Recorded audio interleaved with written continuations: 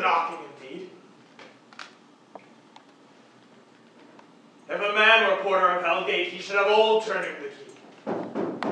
Knock, knock! Who's there in the name of Beelzebub? Here's a farmer come hither, that hanged himself on the expectation of plenty. Come in time. Have napkins enough about you. Here you'll sweat for it. Knock, knock! Who's there in the other devil's name? Think. Here's an equivocator, who could swear in both the scales against either scale, who committed treason enough for God's sake, yet could not equivocate to heaven. Oh, come in, equivocator. Knock, knock! Who's there? Faith. Here's an English tailor come hither for stealing out of a French hose. Come in, tailor, here you may roast your goose. Knock, knock! Never quiet!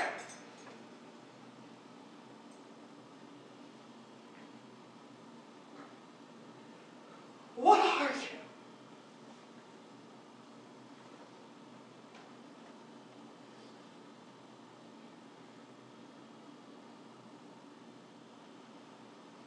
This place is too cold for hell.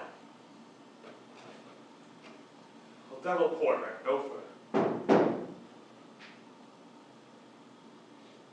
I pray you, remember the porter.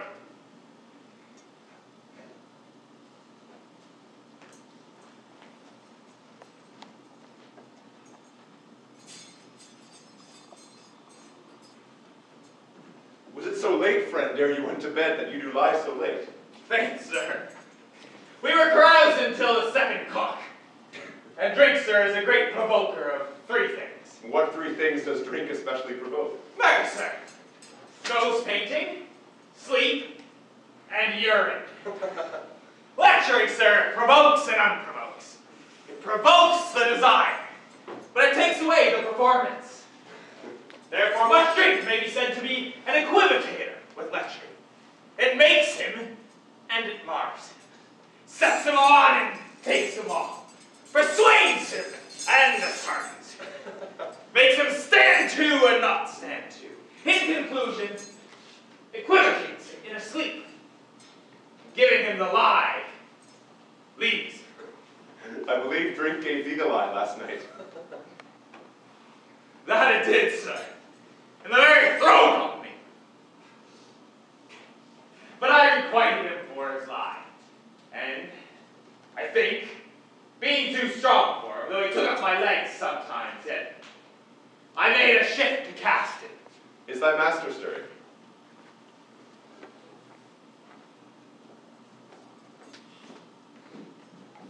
Our knocking has awaked him. Here he comes. Good morrow, noble sir.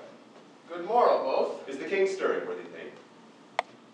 Not yet. He did command me to call timely on him. I've almost slipped the hour. I'll bring you to him.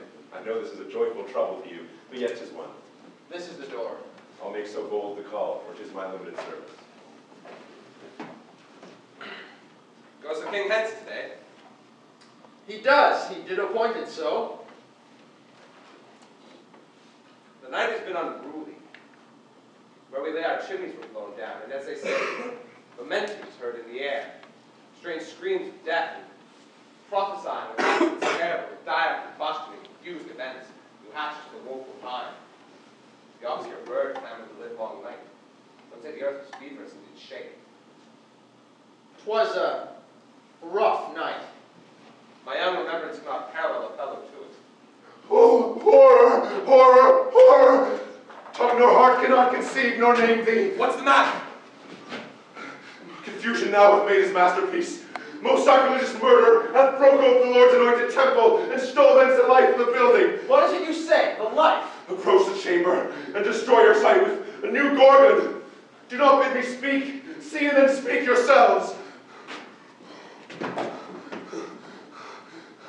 Awake! Awake!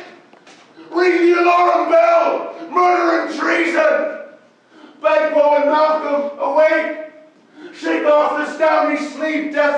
forfeit and look on death itself. Up and see the great doom's image. Malcolm, Banquo, as from your graves rise up and walk like spirits that countenance this horror. Ring the bell!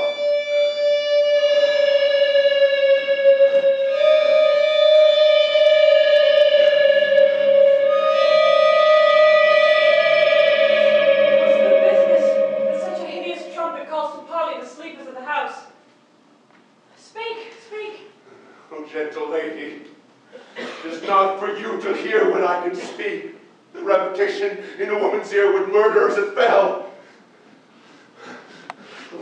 Banquo, Banquo, our royal master's murdered. Woe, alas, what, in our house? Too cruel, anywhere. Dear Duff, I prithee contradict thyself and say it is not so. Had I but died an hour before this chance, I had lived a blessed time. For from this instant, there is nothing serious in mortality. All is but toys. Renown and grace is dead, the wine of life is drawn. The mere lees are left this vault to brag of. What is amiss? You are, and do not know it.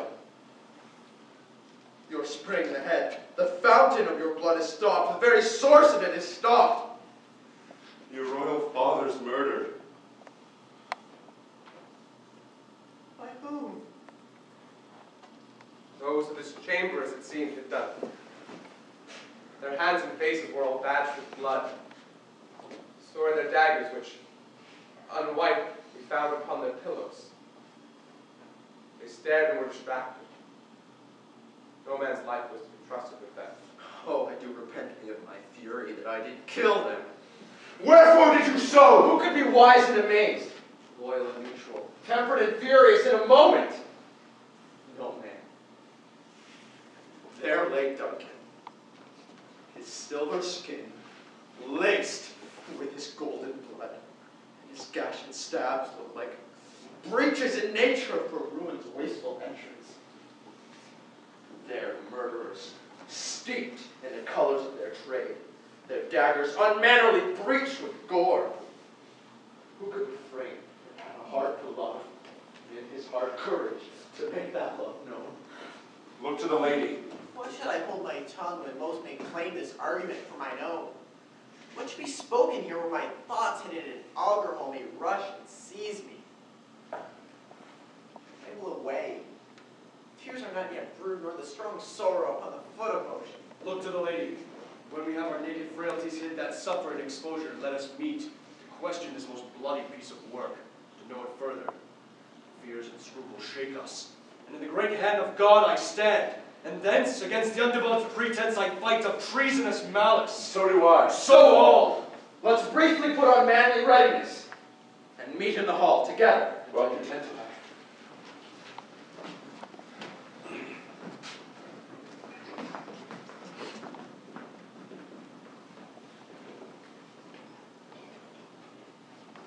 What will I do? I'll not consort with them. Show an unfelt sorrow as an office that the false man does easy. I'll to England. There's daggers and men's smiles here. The near in blood, the nearer bloody.